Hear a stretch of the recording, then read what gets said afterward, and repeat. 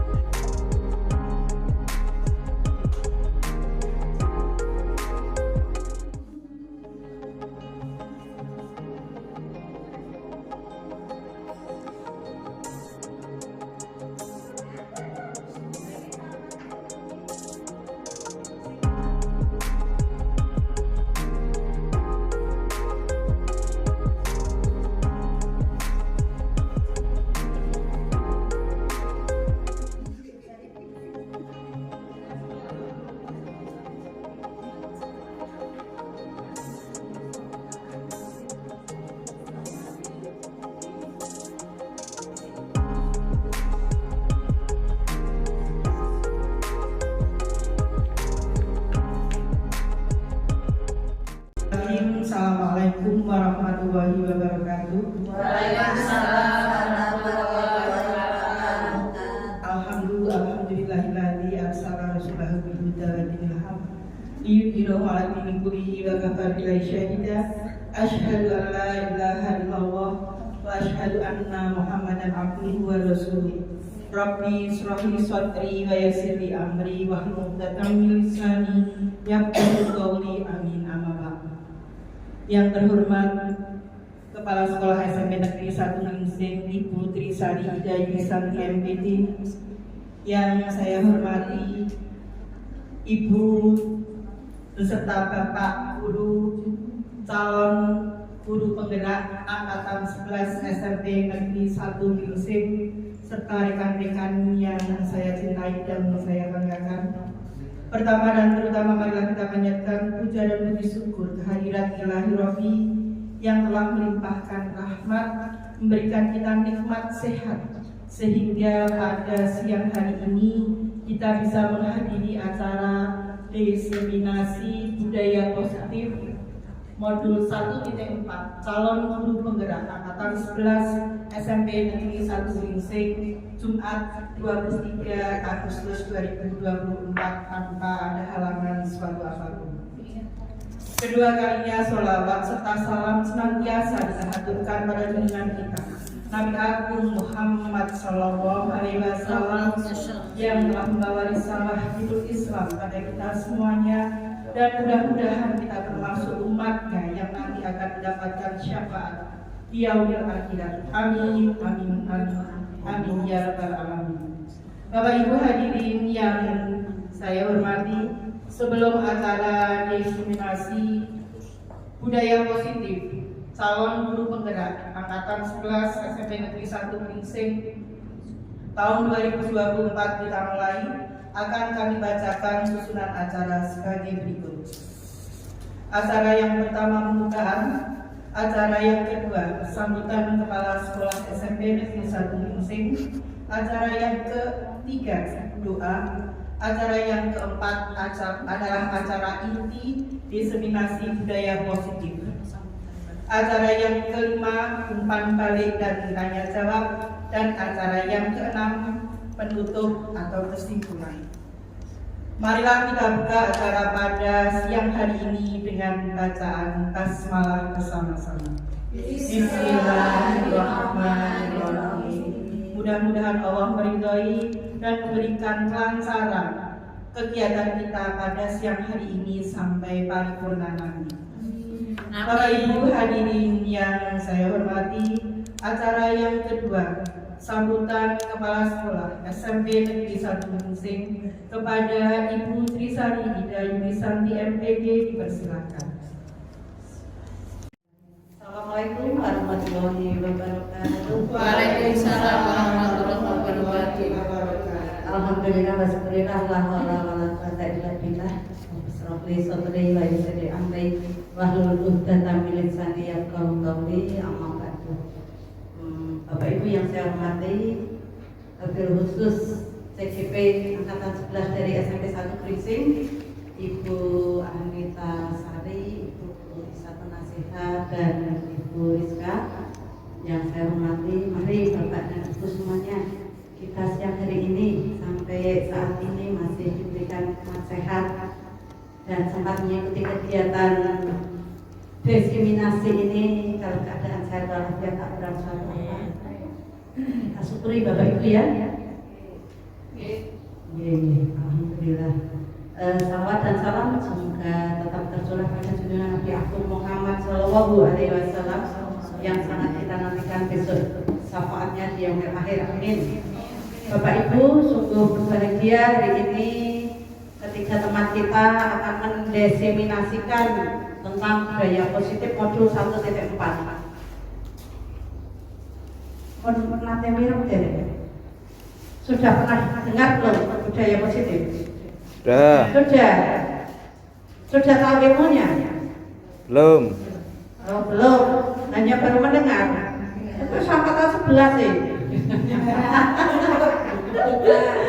Iya, Bapak dan Ibu, karena pemilihan teman-teman yang didiseminasi memang terbatas karena kesibukan kita bekerja, sehingga syukurlah kalau panjenengan belum tahu, betul-betul belum tahu. Jadi hari ini kita niatkan ya Bapak Ibu untuk mendengarkan ilmu dari ketiga teman kita ini, supaya apa Bapak Ibu, kita tahu persis ini kan sekarang marak sering disebut-sebut budaya positif itu apa sih, manfaatnya apa sih, contoh-contohnya kayak apa. Kalau bagi ibu sering mendengar tapi juga sering melihat, katanya sudah didengung-dengungkan budaya positif, tapi di sekolah kita sendiri saja masih sering muncul. Bapak Ibu terhipnotis oleh kondisi kenakalan siswa, ya. Kadang-kadang kita terbawa arus ya, gemes gitu. Jadi belum bisa membudayakan budaya positif di lingkungan sekolah kita secara 100%. Dan hari ini alhamdulillah teman kita mau sampaikan, diniati belajar Bapak Ibu. Mudah-mudahan ketiga teman kita ini nanti menyajikan contoh-contoh. Hari ini kayaknya gampang, sepertinya gampang, tapi untuk pelaksanaannya segitiga restitusi ini kok ya berarti mental kita sendiri belum matang. Mental gurunya memang perlu ditempa dulu, dan hari ini mudah-mudahan menambah semangat kita untuk selalu membudayakan budaya-budaya positif di lingkungan sekolah. Itu saja Ibu. Siap nggih? Bertiga nggih? Siap nggih? Ya, kami sudah siap menerima ini. Siap betul Bapak Ibu? Siap. Siap ya. Bismillah, kita niati untuk belajar, dan kepada bertiga teman yang kami sampaikan, usahakan untuk contohnya lebih diperbanyak untuk nanti. Saya nggak tahu ini isinya kayak apa, belum tahu. Ya, itu saja dari Ibu. Mudah-mudahan hari ini kita dapat ilmu dan bisa melaksanakan di lingkungan SMP Negeri 1 Grising. Ibu akhiri wabillahi taufiq wal hidayah. Wassalamualaikum warahmatullahi wabarakatuh. Waalaikumsalam warahmatullahi wabarakatuh. Sampaikan kepada Ibu Trisarida Yulisan PNPD yang telah memberikan sambutan dan memberikan motivasi kepada kita semuanya sehingga kita bisa mengambil nanti ilmu yang bermanfaat pada siang hari ini dari teman-teman calon guru penggerak kita. Bapak Ibu hadirin yang saya hormati, acara yang ketiga doa kepada Bapak Udipun SPDI, persilahkan untuk memimpin doa.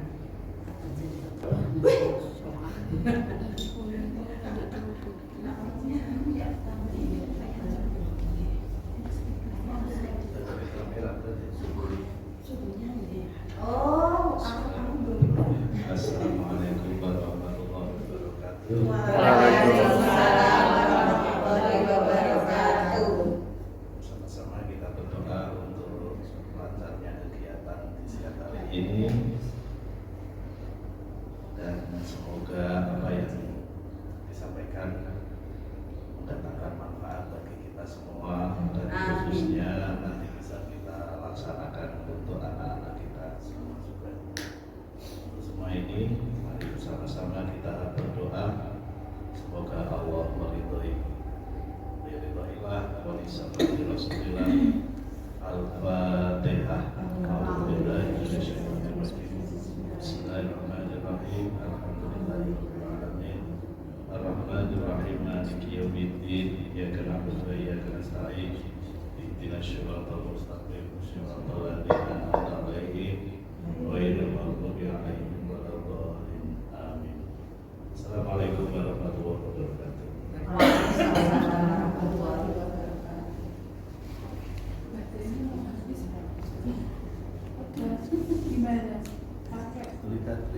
Disampaikan kepada Bapak Ibu SPDI yang telah memimpin doa pada siang hari ini.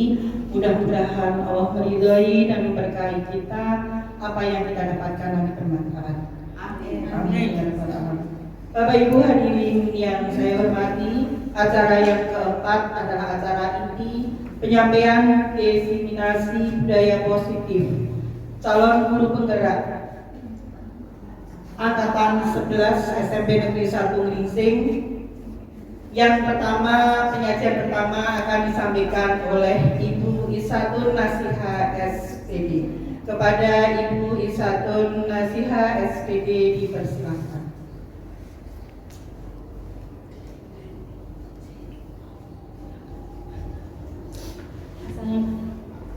Assalamualaikum warahmatullahi wabarakatuh. Terhormat Ibu Wija dan rekan-rekan sekalian, Bapak Ibu guru yang saya sayangi. Kita di sini santai saja nih, karena kita juga lesehan ini. Kita di sini saling sharing saja, jangan tegang. Kita saling sharing saja. Nanti kalau saya juga tegang nanti.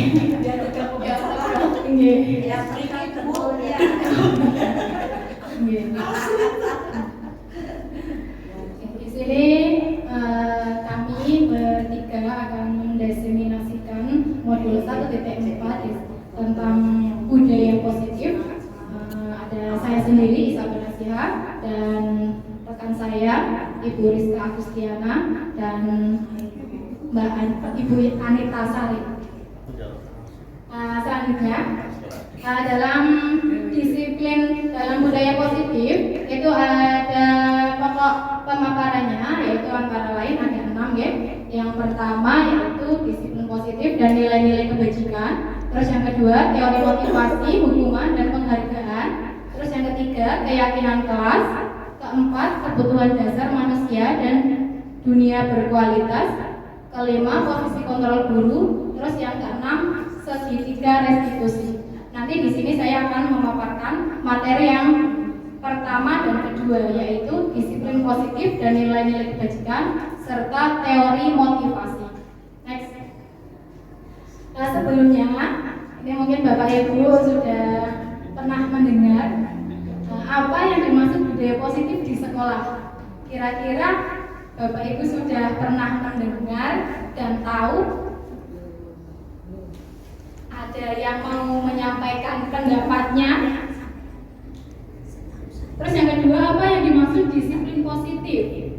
Ada budaya positif, ada disiplin positif. Ada yang mau menyampaikan? Bu Asep mungkin?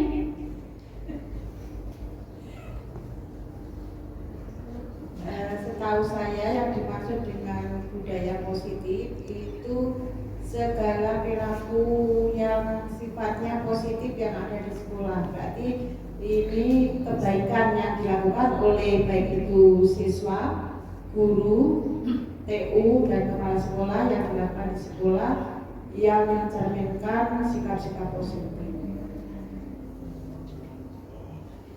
Terima kasih Bu Asep.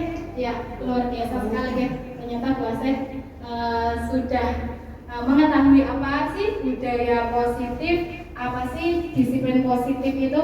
Ya, kurang lebihnya seperti itu ya, kurang lebihnya. Next. Nah, secara singkatnya seperti ini. Apa yang dimaksud budaya positif? Budaya itu kan kebiasaan ya.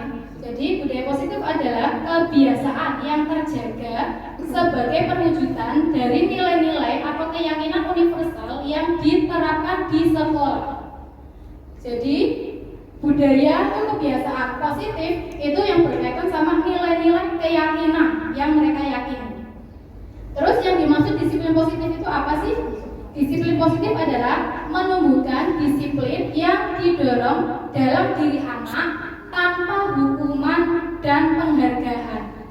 Jadi benar-benar dari dalam diri mereka sendiri, tanpa ada rasa takut hukuman atau pengen mendapat penghargaan. Itu adalah disiplin positif.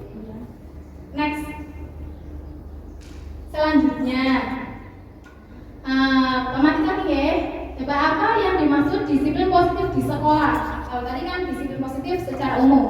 Kalau di sekolah, apa itu yang dimaksud disiplin positif di sekolah? Terus yang kedua, jika muncul kata disiplin, kata apa sih yang terlintas pertama kali? Coba ada yang mau menyampaikan pendapatnya?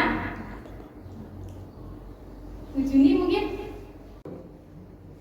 Oke, assalamualaikum warahmatullahi wabarakatuh. Waalaikumsalam warahmatullahi wabarakatuh. Terima kasih untuk usaha saya akan menyampaikan tentang disiplin positif yang ada di sekolah.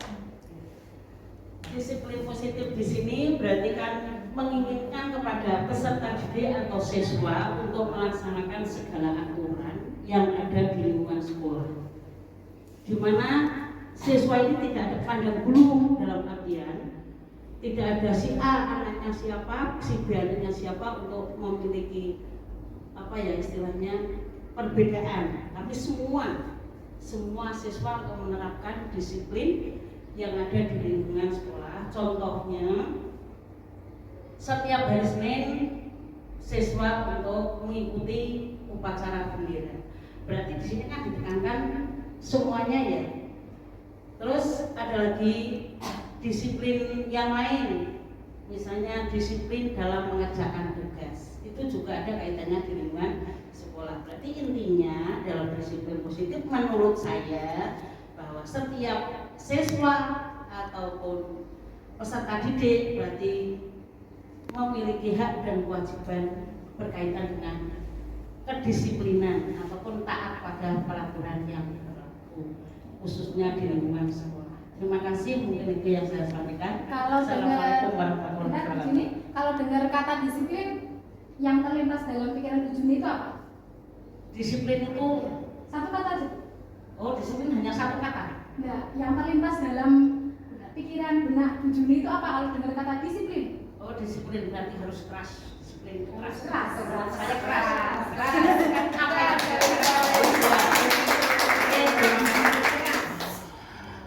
Keras. Ada yang lain mau menambahi?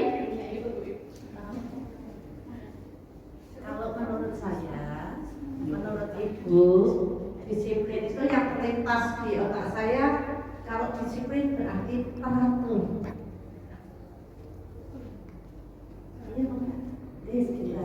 Teratur. Iya. Ya, terima kasih Bu Juni dan Ibu Ida. Jadi berdasarkan rekam ya, ketika kita dengar beraneka ragam. Kalau saya sendiri, kalau berkata disiplin itu pemikiran saya harus taat, harus patuh gitu. Jadi kalau dengan kata disiplin ya harus taat, harus patuh gitu. Kalau saya, jadi apa yang dimaksud disiplin positif di sekolah? Tadi kan secara umum, kalau sekarang di sekolah, fokus di sekolah. Disiplin positif merupakan pendekatan mendidik anak, karena kita fokusnya di sekolah. Jadi fokusnya mendidik anak untuk melakukan kontrol diri dan pembentukan kepercayaan diri, sehingga mereka bertanggung jawab terhadap apa yang dilakukan, karena mereka mendasarkan tindakan mereka pada nilai-nilai kebajikan universal. Jadi yang mereka lakukan itu sesuai dengan nilai-nilai kebajikan. Gitu. Itu disiplin positif di sekolah. Selanjutnya, dari tadi kan disiplin positif itu berkaitan dengan nilai-nilai kebajikan. Apa sih nilai-nilai kebajikan itu? Nilai-nilai kebajikan itu sangat banyak nih Bapak Ibu. Di sini ada 6. Dari 6 ini nanti ada poin-poinnya, ada elemen-elemennya. Yang sering kita jumpai yang pertama ini, profil pelajar Pancasila. Ada yang kedua, Ibu Primary Years Program. 3, 9 pilar karakter. Ada yang keempat, petunjuk seumur hidup dan keterampilan hidup. 5, The 7 Essential Virtues. Ada yang keenam, The Virtues Project. Nanti kita ngambil contoh 3 saja ya, 3 dari atas. Dari profil pelajar Pancasila, Ibu, dan yang ketiga 9 pilar karakter. Apa saja sih nilai-nilai kebajikan dari ketiga ini? Yang pertama, profil pelajar Pancasila. Ini mungkin kita sudah hafal semua nilai kebajikan yang ada di profil pelajar Pancasila. Ada 6 nilai. Yang pertama, beriman bertakwa kepada Tuhan Yang Maha Esa dan berakhlak mulia. Yang kedua, mandiri. Terus yang ketiga, bernalar kritis. Yang keempat, berkebinekaan global. Kelima, bergotong royong dan kreatif. Ini adalah nilai-nilai kebajikan yang ada pada profil pelajar Pancasila. Ini mungkin kita sudah hafal semua ya, sudah ada lagunya juga. Selanjutnya yang kedua, Ibu Primary Years Program. Itu ada banyak sekali Bapak Ibu. Ini ada nilai kebajikan yang banyak sekali. Antara lain ada toleransi, rasa hormat, integritas, mandiri, menghargai, antusias, empati, keingintahuan, kreativitas, kerjasama, percaya diri, komitmen. Itu dari Ibu Primary Years Program. Itu nilai kebajikannya sangat banyak. Atau yang ketiga dari 9 pilar karakter. Ini ada cinta Tuhan dan segenap ciptaannya. Jadi selain diajari untuk cinta kepada Tuhan, juga kita mengajarkan cinta kepada ciptaan Tuhan. Terus yang kedua ada kemandirian dan tanggung jawab, ada kejujuran, ada hormat dan santun, ada dermawan, suka menolong, percaya diri, kreatif, pekerja keras, kepemimpinan juga ini di 9 pilar ada ya. Terus baik, rendah hati, gitu. Ini ada di 9 pilar karakter. Terus selanjutnya ada teori motivasi, hukuman dan penghargaan. Jadi setiap perilaku manusia yang dilakukan oleh manusia itu biasanya ada motivasinya Bapak Ibu. Jadi biasanya didasarkan kalau tidak ketiga motivasi ini, salah satu dari 3 motivasi ini, yaitu yang pertama ada menghindari hukuman, yang kedua mendapatkan penghargaan, dan yang ketiga menghargai diri sendiri. Kalau yang motivasi 1 dan 2 ini biasanya dikatakan motivasi ekstrinsik atau motivasi dari luar. Sedangkan yang ketiga itu motivasi intrinsik atau motivasi dari dalam dirinya sendiri. Untuk motivasi menghindari hukuman, itu contohnya ya murid kita saja. Contohnya murid kita dalam mengerjakan tugas gitu ya, dikasih tugas terus mengerjakan. Dia mengerjakannya karena takut jika tidak mengerjakan itu dapat hukuman, misal disuruh maju sama Bu Titin atau ya dihukum nyanyi atau apa ya jangan, nggak boleh ya. Itu contoh mengerjakan sesuatu tindakan karena menghindari hukuman atau datang ke sekolah karena datang tepat waktu karena motivasinya menghindari hukuman, nanti dicegat sama Mas Joko nek nggak datang tepat waktu dikasih hukuman sama Dian gitu. Itu berarti dari luar, dari karena takut mendapatkan menghindari hukuman. Terus yang kedua, mendapatkan penghargaan. Ini juga motivasi dari luar juga Bapak Ibu. Contohnya, mengerjakan tugas karena saya memang mengerjakan tugas biar nilainya bagus, biar dapat pujian dari Bu Titin, misalnya ya. Iya, Bu Titin. Iya. Dapat panggilan dari ikut termasuk enggak? Contoh lain juga, misal ayo siapa yang mau maju? Saya maju. Nanti dikasih permen. Masa kelasnya menyediakan permen di kelas, yang mau maju dikasih permen. Langsung pada maju semua. Itu berarti motivasinya karena ingin mendapatkan penghargaan, ingin mendapatkan hadiah. Itu juga motivasi dari luar.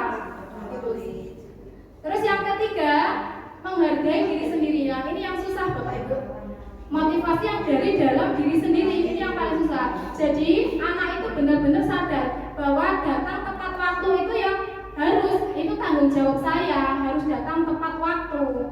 Itu benar-benar dari dirinya sendiri, tidak karena takut menghindari hukuman atau ingin mendapatkan penghargaan. Ini yang sangat susah.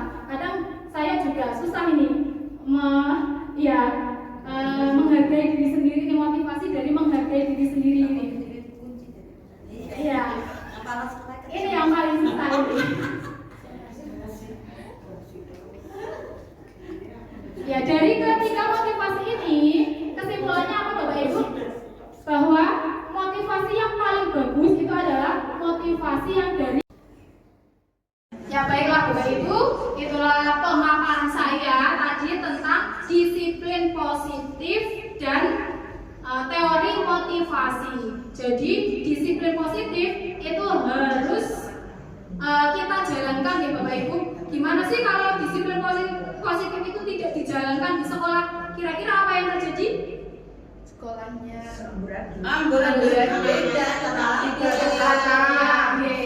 jadi disiplin positif harus diterapkan di sekolah kita. Jika kita sudah menerapkan disiplin positif, nanti akan membentuk karakter yang bagus siswanya ya. Muridnya jadi berkarakter bagus, nanti akan muncul nilai-nilai kebajikan tadi. Setelah nilai-nilai kebajikan tadi muncul, nanti akan tercipta sekolah yang nyaman, yang aman, tertib. Ya, seperti itu. Jika sekolahnya tidak menerapkan disiplin positif, ya sekolahnya biasa saja. Oh, SMP 1 gitu. Misalnya ya biasa saja sekolahnya, tidak ada yang spesialnya seperti itu.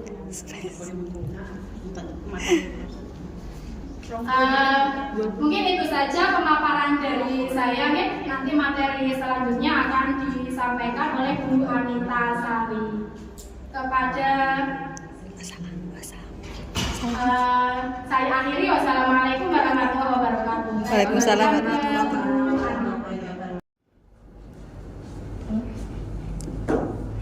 Assalamualaikum warahmatullahi wabarakatuh. Waalaikumsalam warahmatullahi wabarakatuh. Masih semangat ibu-ibu? Semangat. Jam krusial ya. Karena sudah mulai keroncongan. Nanti kita akan ada hidangan dari Ibu Rizka dan Bu Sika, ibu-ibu semuanya. Siap. Ice breakingnya nanti karena mau sekarang Ibu? Yeah. Oh oke. Kalau mau sekarang kita main ice breaking yang sebentar saja. Berdiri. Kebalikan katanya. Kebalikan kata ya. Kebalikan kata. Kalau panjang kebalikannya pendek. Kalau besar kecil. Kita pakai gerakan. Berarti kalau saya bilang panjang berarti Pendek. Iya. Kalau saya bilang pendek Panjang. Kalau saya bilang besar Kecil. Kalau saya bilang kecil Besar.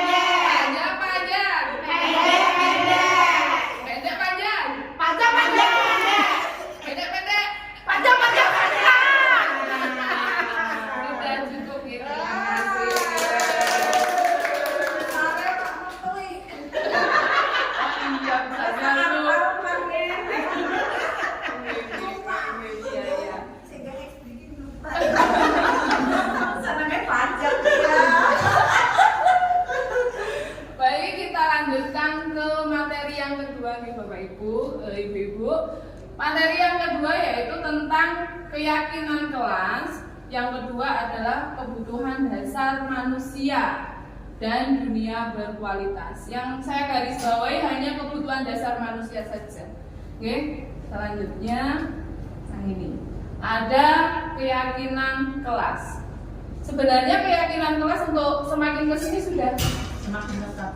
sudah semakin sering kita dengar di ibu-ibu ketika mulai pembelajaran tahun ajaran baru. Apa itu keyakinan kelas? Adakah yang tahu dan memberikan pengertiannya? Bu Titin Bu Titin, Bu Ani, tapi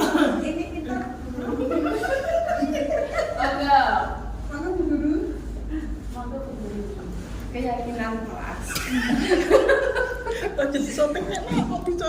Keyakinan kelas itu hampir sama dengan kesepakatan yang harus ditaati oleh anak-anak di dalam kelas, di mana kesepakatan kelas itu sudah dibuat bersama-sama, dibangun bersama-sama oleh seluruh warga kelas tersebut. Mungkin ada tambahan lagi. Yang lain mungkin Bu Ida, Bu Aja, monggo. Ya, terima kasih Beripom. Kesepakatan bersama dari satu kelas. Adakah tambahan? Bu Nur Hidayati. Ini saya malah mau bertanya. Jangan bertanya. Pertanyaannya nanti. Keyakinan kelas, dari kata yakin itu berarti keluar dari dalam hati nurani sendiri. Nah, ini mungkin diharapkan tidak hanya kesepakatan. Kalau kesepakatan kan ide bersama. Kalau keyakinan kan dari semua siswa, masing-masing siswa itu yakin. Mungkin seperti itu. Iya. Mungkin ada tambahan dari Bu Dian Ekawati, silahkan. Lempar kata. Baik. Tadi sudah disampaikan oleh Bu Ani dan Bu Ida terkait dengan keyakinan kelas. Di sini bahwa perlu ditekankan bahwa yang namanya yakin itu kan dari diri sendiri, sehingga yang dikatakan dengan keyakinan kelas itu adalah mempercayai sesuatu yang baik yang perlu dilaksanakan itu diawali dari diri sendiri. Kemudian apabila nanti setiap siswa sudah memiliki keyakinan masing-masing, baru nanti dituangkan dalam kesepakatan kelas yang nantinya dilakukan bersama-sama seperti itu. Terima kasih. Beri aplaus.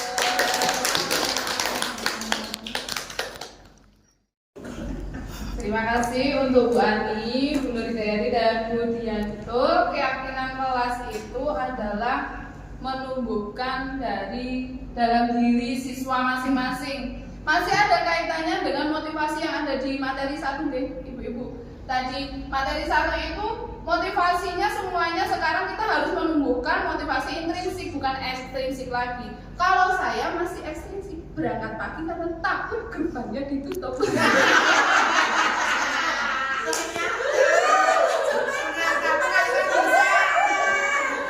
Begitu ya, tapi harapan kita memang mana sih Bapak Ibu guru, mana sih yang punya harapan jelek kepada anak didiknya, gitu? Semuanya menginginkan anak didik yang berakhlak baik, kemudian dia berbudaya positif yang baik juga. Motivasi dari dalam dirinya tumbuh secara tanpa dipaksa oleh orang lain, gitu ya. Sama seperti halnya apa itu sih keyakinan kelas. Keyakinan kelas itu ya, mari kita lihat. Iya.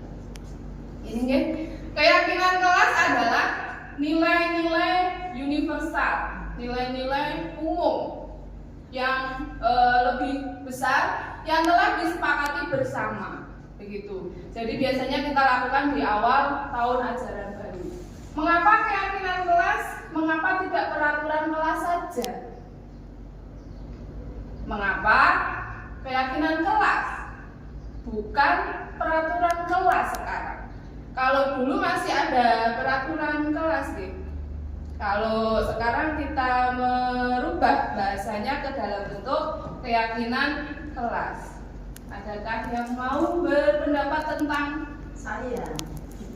pertanyaan memakai ibu? Ya. Enggak apa? Ibu guru. Menurut saya kayaknya kalau keyakinan itu mengontrolnya diri sendiri, hati nurani. Iya. Ya. Sedangkan kalau peraturan kelas mesti ada yang mengontrol pihak luar.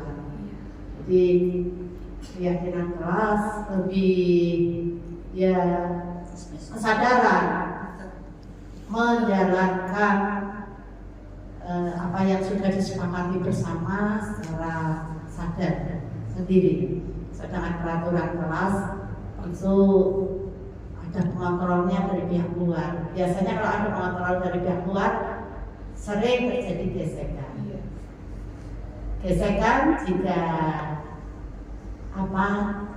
terjadi berulang-ulang, dikhawatirkan ada kekerasan. Itu saja dari saya. Benar nggak? Betul, tepat sekali Ibu, bahwa kalau keyakinan kelas itu disepakati bersama dengan anak-anak di dalam kelas, dengan murid-murid kita di dalam kelas, mereka mengemukakan pendapat mereka masing-masing, apa yang bisa mereka yakini ketika berada di sekolah, di dalam kelas, begitu. Kalau peraturan sifatnya mengikat, jadi mereka melaksanakannya secara terpaksa. Contoh tata tertib yang biasa kita temui, harus menggunakan sepatu hitam, itu termasuknya peraturan. Tetapi kalau tidak diseragamkan juga kondisi sekolah kita paling belum dan tidak seragam. Next, nah ini ada jawaban alternatifnya. Suatu keyakinan akan lebih memotivasi seseorang dari dalam atau memotivasi secara intrinsik. Seseorang akan lebih tergerak dan bersemangat untuk menjalankan keyakinannya daripada hanya sekedar mengikuti serangkaian peraturan yang mengatur mereka harus berlaku begini atau begitu, yang membuat ketidaknyamanan dan keterpaksaan. Itu kalau peraturan berarti mereka terpaksa, anak-anak itu terpaksa, sedangkan keyakinan dari dalam diri masing-masing. Selanjutnya adalah petunjuk pembuatan keyakinan kelas. Sebenarnya saya sendiri pada saat membuat keyakinan kelas belum yang 100% bisa melaksanakan dengan baik. Bahasa yang saya gunakan kadang masih ada bahasa negatifnya, belum menggunakan kalimat-kalimat yang positif. Ya, yang pertama, keyakinan kelas hendaklah bersifat lebih abstrak, lebih luas. Ya. Kemudian yang kedua, keyakinan kelas dituliskan berupa pernyataan-pernyataan universal. Contohnya adalah misalkan kalau dulu stop kekerasan atau stop bullying. Kalau sekarang bahasanya bagaimana Ibu? Sayangi teman-teman. Nah itu bahasa yang kita gunakan. Terus apalagi nggih? Jangan membuang sampah sembarangan. Iya, jangan membuang sampah sembarangan. Maka kita bisa menggantinya dengan buanglah sampah pada tempatnya. Begitu. Ada lagi? Atau jangan memberantakin buku literasi. Itu bagaimana? Tatalah buku setelah selesai membaca. Tatalah buku setelah membaca. Iya, betul. Tatalah buku setelah membaca, gitu ya. Kemudian yang 3. Pernyataan keyakinan kelas senantiasa dibuat dalam bentuk positif. Ada contohnya, keyakinan kelas hendaknya tidak terlalu banyak sehingga mudah diingat dan dipahami oleh semua warga kelas. Selanjutnya, keyakinan kelas sebaiknya sesuatu yang dapat diterapkan di lingkungan sesuai dengan kondisinya. Terus, semua warga kelas hendaknya ikut berkontribusi dalam pembuatan keyakinan kelas lewat kegiatan curah pendapat. Ini yang harus kita diskusi sekarang, Bapak Ibu. Dengan anak-anak mereka harus bisa mengemukakan pendapat mereka masing-masing. Kalau dulu semuanya pusat senternya ke Bapak Ibu guru, tetap seperti ini tidak boleh, dilarang, jangan. Sekarang tidak, anak-anak harus bisa mengemukakan pendapat mereka masing-masing sehingga motivasi intrinsiknya keluar dan mereka meyakini mana yang benar dan mana yang salah. Yang terakhir adalah bersedia meninjau kembali keyakinan kelas dari waktu ke waktu. Keyakinan kelas boleh ditambah jika ada hal-hal baru terjadi di lingkungan sekitar kita. Ya. Selanjutnya adalah kebutuhan dasar manusia. Ya, apa saja sih kebutuhan dasar manusia? Ini ada 5. Yang membutuhkan kebutuhan dasar tidak hanya murid kita saja, Bapak Ibu guru sebenarnya juga butuh. Kalau tidak sama-sama menerapkan, jika tidak sama-sama menerapkan, bisa saja ketika kita mengajar juga kadang keluar tidak ikhlasnya, keluar tidak nyamannya. Kebutuhan dasar manusia itu ada 5. 1, kebutuhan bertahan hidup atau survival. Contohnya itu kalau kebutuhan dasar hidup itu ada sandang, ada papan, dan ada pangan. Betul. Sandang, pangan, papan. Jadi kadang kita tidak tahu latar belakang anak-anak kita, Iya. dalam kondisi keluarga yang seperti apa, mampu atau tidak. Dengan kondisi yang kurang, biasanya motivasi belajar siswa menurun. Kemudian berada di sekolah, maka anak tersebut belajarnya tidak maksimal berada di sekolah, tidak memperhatikan Bapak Ibu guru. Nah, ini yang membuat kita kesal. Yang kedua, cinta dan kasih sayang atau kebutuhan untuk diterima. Kalau cinta dan kasih sayang tidak usah diberikan gambaran. Banyak anak-anak yang mendapatkan cinta dan kasih sayang. Yang ketiga, penguasaan atau kebutuhan pengakuan atas kemampuan. Kalau yang anak-anak murid-murid dari model penguasaan ini biasanya mereka punya jiwa kepemimpinan karena ingin diakui atas kemampuannya mereka masing-masing. Wah, kamu hebat dan sebagainya. Itu biasanya seperti itu.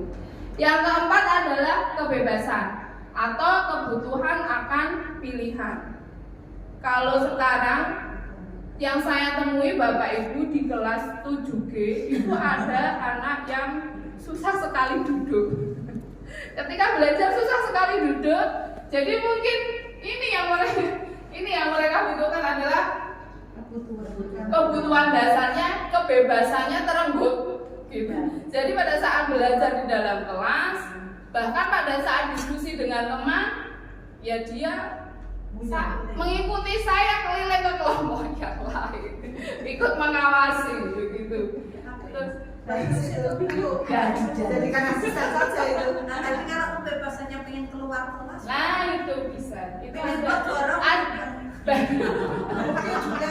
banyak yang negatif dari itu. Yang kelima adalah kesenangan atau kebutuhan untuk senang.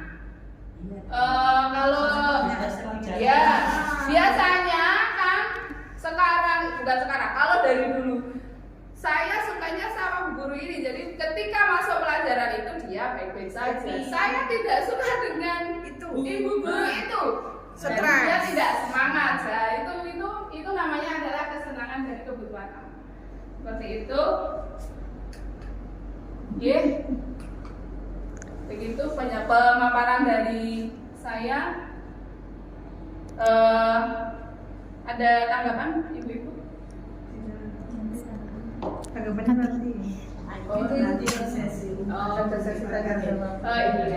Iya. Jadi pemaparan materi yang kedua saya akhiri. Terima kasih atas perhatiannya. Nanti yang ketiga akan dilanjutkan oleh Ibu Rizka Agustiana. Sekian, wassalamualaikum warahmatullahi wabarakatuh. Siap semuanya. Mari kita goyangkan ruangan ini. Oke.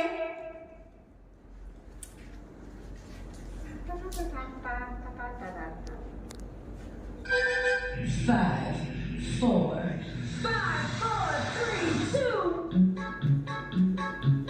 Ayo goyangkan. Kepalanya digoyang, ibu-ibu semuanya. Ayo putar-putar.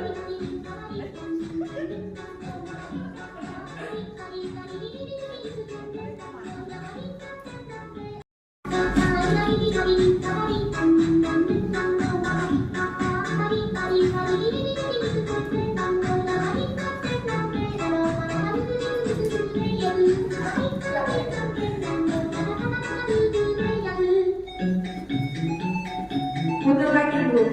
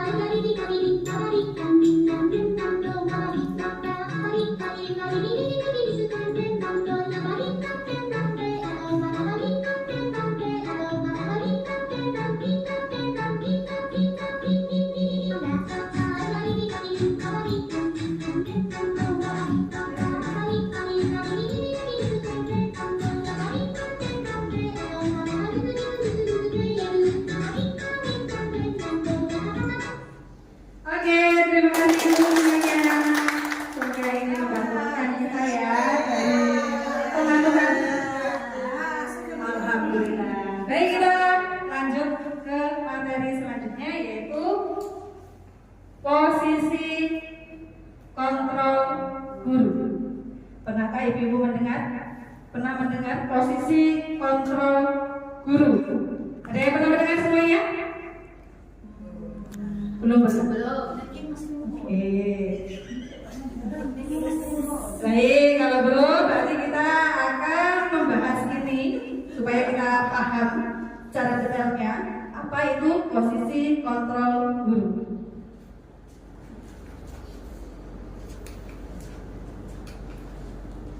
Nah, ini ibu-ibu, posisi kontrol guru itu ada 5. Yang pertama adalah sebagai penghukum. Ini yang sering kita jumpai ya zaman dulu, tapi sekarang jangan sampai ada penghukum secara fisik. Oke, kemudian yang kedua adalah pembuat rasa bersalah. Biar itu mikir, oh saya melakukan seperti ini itu salah atau tidak ya, betul atau tidak ya. Kemudian yang ketiga kita posisikan diri sebagai teman.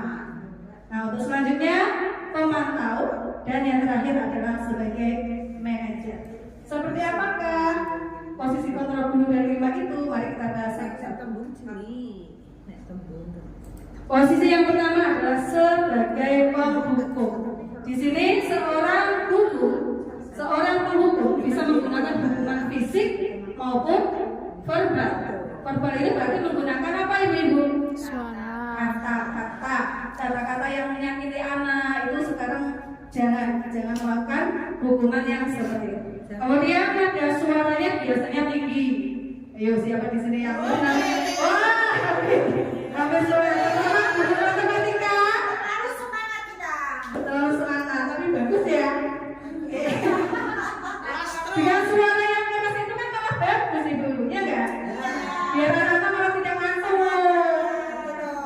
takut ya, orang takut ya. Kemudian dengan bahasa tubuh dengan mata melotot. Siapa yang pernah mata melotot? Boleh tidak? Tidak boleh. No, oke, tidak boleh. Kemudian dan jari menunjuk menghadap. Kamu ya. Jangan ya. Mari kita hindari yang seperti itu. Kemudian hasilnya mungkin murid itu akan marah atau dendam terhadap kita, ya kan? Ya. Oke, kemudian juga akan bersifat agresif. Bisa jadi sesudah kembali duduk, murid tersebut akan mencoret-coret bukunya karena dia itu merasa malas, terus marah kepada gurunya yang telah menghukum dia. Dia mencoret-coret buku sebagai pelampiasan. Oke, kemudian ada yang lebih buruk lagi. Sepulang sekolah murid melihat motor atau mobil dari bapak ibu bisa digebeskan. Pernah ya? Kalau yang terjadi di kita pernah nggak seperti itu bapak? Oh ada. Apa lucu nih? Contohnya seperti apa? Yang di bawahnya kok gak di sore itu Standarnya orang standar. pentil. Businya diapain? Ditunggah kayak jadi kira di starter. Oh seperti itu. Tapi lu pilih bujuni. Oh iya. Oh ternyata ada juga seperti itu. Berarti sebelumnya bujuni itu ya seperti itu ya. Jadi anaknya merasa marah sama bujuni mungkin ya. Serem namanya. Wah serem ya bujuni serem. Ada lagi mungkin pengalaman yang lainnya. Ada lagi? Pernah kemarin itu ada parfum itu ya. Ada parfum anak-anak itu ada lucu-lucu sekali ya untuk melakukannya itu berbagai macam cara. Oke, dan selanjutnya di sini adalah model ucapan atau ungkapan yang biasanya digunakan oleh guru sebagai penghukum. Patuhi aturan saya atau awas ya. Awas ya. Berarti kata awas ini apa ibu-ibu? Kita memberikan apa ini? Awas ya. Ancaman, betul sekali. Ancaman. Gak boleh ya ibu-ibu ya. Yang selanjutnya kamu selalu saja salah ya. Dengan kata-kata seperti itu, kasar seperti itu, mari kita hindari saja bapak ibu. Oke, dan lain sebagainya. Selanjutnya yang posisi kontrol selanjutnya yaitu membuat rasa bersalah. Nah, pada posisi ini biasanya guru akan bersuara lebih lembut, yaitu akan bersuara lebih lembut untuk mengungkapkan isi hatinya pada anak tersebut. Kemudian membuat rasa bersalah ini akan menggunakan keheningan yang membuat orang lain merasa tidak nyaman atau bersalah. Jadi kita akan membuat anak itu merasa bersalah atas tindakan yang dilakukannya sendiri. Contohnya ucapannya seperti ini. Ibu sangat kecewa sekali dengan kamu, nak. Kamu itu melakukan kesalahan ini. Nah itu kan dengan lembut, dengan kata-kata yang lembut. Kemudian yang kedua, ada berapa kali Bapak harus beritahu kamu ya.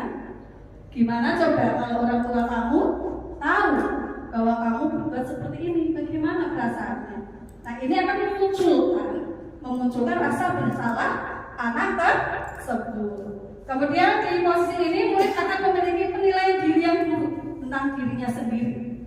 Apakah perbuatan ini benar atau salah? Nah itu akan memunculkan perasaan yang perasaan yang bersalah atas mereka sendiri.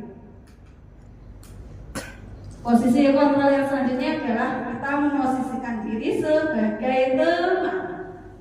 Kita ya kadang ada waktunya untuk memposisikan kita sebagai teman ya, tapi ya jangan berlebihan. Guru pada posisi ini tidak akan menyakiti murid, namun akan tetap berupaya mengontrol murid melalui persuasi. Posisi teman pada guru bisa negatif ataupun positif. Positif di sini berupa hubungan baik yang terjalin antara guru dan murid. Ayo nak. Jangan kebablasan. Iya, jangan kebablasan. Asal jangan kebablasan. Ayolah, bantulah Bapak. Tolong, itu biasa seperti itu. Kita memosisikan diri sebagai teman. Ayo, ingat tidak bantuan Bapak Ayo, ingat tidak bantuan Bapak selama ini. Ya sudah, kali ini tidak apa-apa. Nanti ibu bantu selesaikan masalahnya seperti itu. Itu adalah sebagai teman. Kemudian yang sebagai pemantau, biasanya posisinya kita hanya sebagai pengawas, mengawasi. Pemantau ini biasanya ada aturan-aturan dan konsekuensi yang diberikan pada anak tersebut. Peraturannya apa? Sanksi apa? Konsekuensinya seperti apa kalau kamu melakukan seperti ini? Nah, ini adalah sebagai pemantau. Dan posisi kontrol guru yang terakhir adalah sebagai manajer. Di sini manajer itu posisinya berbuat sesuatu bersama dengan murid, mempersilahkan murid mempertanggungjawabkan perilakunya, kemudian mendukung murid agar dapat menemukan solusi dan permasalahannya. Di manajer ini murid tidak diajak untuk menganalisis kebutuhan dirinya. Jadi kita mengajak murid untuk memenuhi kebutuhannya. Kamu itu sebenarnya melakukan itu karena apa? Nah, ini sebagai manajer. Apa yang kita yakini? Berarti kita membalikan keyakinan kelas. Mengingatkan tentang keyakinan kelas yang telah disepakati bersama, yang telah dibuat di dalam kelas itu. Lah kalau kamu berbuat seperti ini, apakah kamu ingat keyakinan kelas yang telah kita sepakati sebelumnya? Nah, itu merupakan posisi kontrol sebagai manajer. Kesimpulan dari posisi kontrol di sini hasilnya, dari posisi manajer murid dapat menjadi pribadi yang mandiri, merdeka, dan bertanggung jawab atas segala perilaku dan sikapnya, yang pada akhirnya dapat menciptakan lingkungan yang positif, nyaman, dan aman, sehingga tujuan pembelajaran yang telah kita inginkan bisa tercapai secara maksimal. Seperti itu. Jadi kita harus menciptakan suasana kelas yang aman, nyaman, dan berpusat pada peserta didik sesuai dengan kebutuhan mereka. Kemudian tujuan akhir dari 5 posisi kontrol ini yaitu pencapaian posisi manajer, di mana di posisi inilah murid dapat menjadi pribadi yang mandiri, merdeka, dan bertanggung jawab atas segala perilaku yang telah diperbuatnya. Itu adalah kesimpulan dari posisi kontrol. Oke, kita lanjut ke segitiga restitusi. Pernahkah ibu-ibu melaksanakan segitiga restitusi? Pernah. Pada waktu kapan itu? Waktu di saat anak salah. Di saat anak melakukan kesalahan. Sebelumnya pernah mendengar ya berarti ya segitiga restitusi apa, langkah-langkahnya itu seperti apa? Kita ulas lagi di sini. Segitiga restitusi adalah proses menciptakan kondisi bagi murid atau anak untuk memperbaiki kesalahan mereka sehingga mereka bisa kembali ke kelompok mereka dengan karakter yang lebih kuat. Pastinya kita sebagai seorang guru membutuhkan siswa-siswi yang berkarakternya bagus, betul nggak Ibu? Ya, terutama itu karakter yang baik itu akan mensukseskan mencapai pembelajaran yang baik juga. Oke, kemudian di sini ada langkah-langkah segitiga restitusi itu ada 3. Yang pertama adalah menstabilkan identitas. Yang kedua, validasi tindakan yang salah. Dan yang ketiga adalah menanyakan keyakinan. Jadi ini ada erat hubungannya dengan posisi kontrol guru yang telah kita pelajari tadi. Kita lanjut. Yang pertama adalah menstabilkan identitas. Stabilize the identity, bagian dasar dari segitiga bertujuan untuk mengubah identitas anak dari orang yang gagal karena melakukan kesalahan menjadi orang yang sukses. Biasanya ungkapan-ungkapan yang digunakan seperti ini, ibu-ibu. Berbuat salah itu tidak apa-apa, tapi sekali 2 kali, jangan terus-terusan. Itu nanti menjadi sebuah kebiasaan. Itu namanya menstabilkan identitas. Kemudian tidak ada manusia yang sempurna di dunia ini, itu juga menstabilkan identitas. Saya juga pernah melakukan seperti ini, tapi ayolah, itu membangun motivasi memotivasi anak.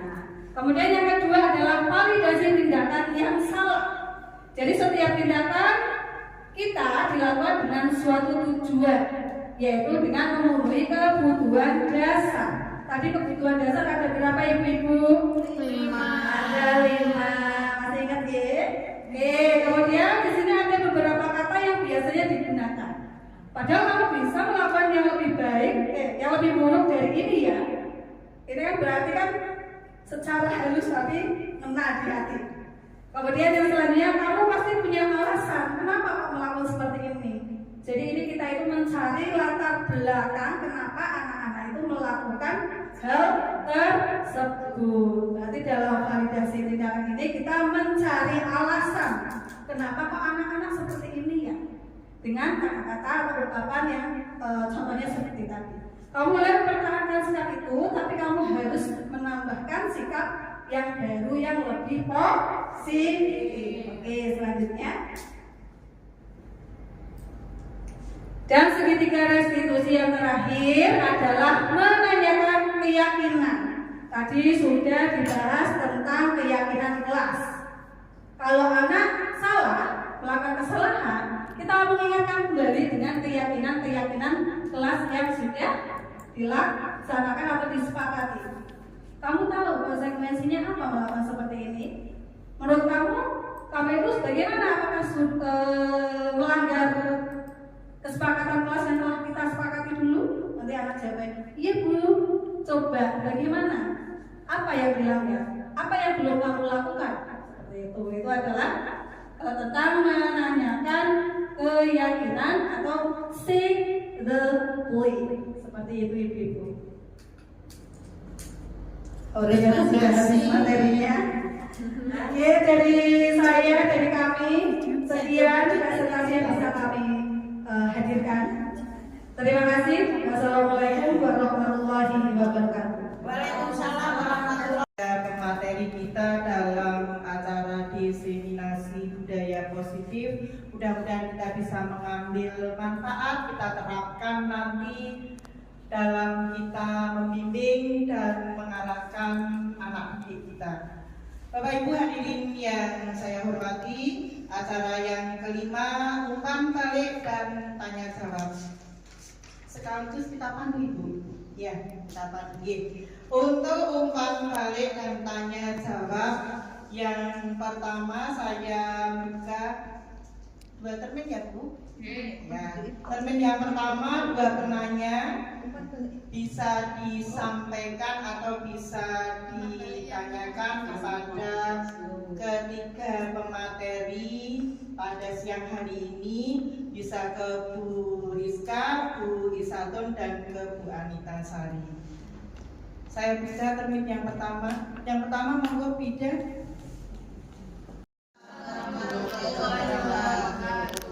Saya ingin menanyakan di sekolah kita itu banyak anak yang dari latar belakang keluarga, mungkin orang tuanya bercerai, berhubung, atau mungkin ibunya bekerja di luar negeri, TKI atau TKW, sehingga pengasuhan anak hanya pada bapaknya saja atau pada mbahnya. Dan itu membuat anak di sekolah itu banyak yang jadi troublemaker. Nah, tadi disebutkan kita harus saling menyayangi. Rasa sayang itu sebagai kebutuhan dasar. Bagaimana sikap sebagai seorang guru, padahal mau menyayangi gimana, mau lihat anaknya saja kadang selalu membuat ulah, dinasihati baik secara pelan, secara keras kok tidak mempan. Oh, itu PR kita bersama. Mohon masukannya untuk hal ini. Matur suwun. Assalamualaikum warahmatullahi wabarakatuh. Menjelaskan atau menjawab Bu Sari, Bu Siha, 2 atau 1? Jadi Bu langsung ya. Penanya yang kedua, Ibu Asif, ini monggo. Terima kasih waktu yang sudah diberikan kepada saya. Saya ingin bertanya, nanti saya tujukan ke Ibu Rizka, terutama untuk segitiga restitusi. Tadi penyampaian materinya sudah bagus sekali, gamblang, dan ini semoga menjadi motivasi bagi kita untuk melaksanakan segitiga restitusi di kelas atau di sekolah kita. Yang saya tanyakan ini terutama mungkin saya ya, karena kelasnya atau muridnya itu banyak. Terus yang kedua yaitu jumlah jam mengajarnya juga banyak. Kami ini kesulitan dalam mengadakan restitusi terhadap anak segitiga restitusi itu. Yang saya tanyakan di sini mungkin kita bisa sharing atau mungkin dari Bu Rizka bisa memberi gambaran itu bagaimana caranya kita mengadakan atau melakukan restitusi terhadap anak itu. Yang pertama agar anak itu tidak malu ya, terutama di sini kalau jam-jam pelajaran kan tidak mungkin. Terus waktunya itu kapan dan langkah yang tepat itu bagaimana? Karena ini banyak di sekolah kita, terutama yang perlu direstitusi itu banyak. Terus bagaimana waktu yang seharusnya kita lakukan? Terima kasih.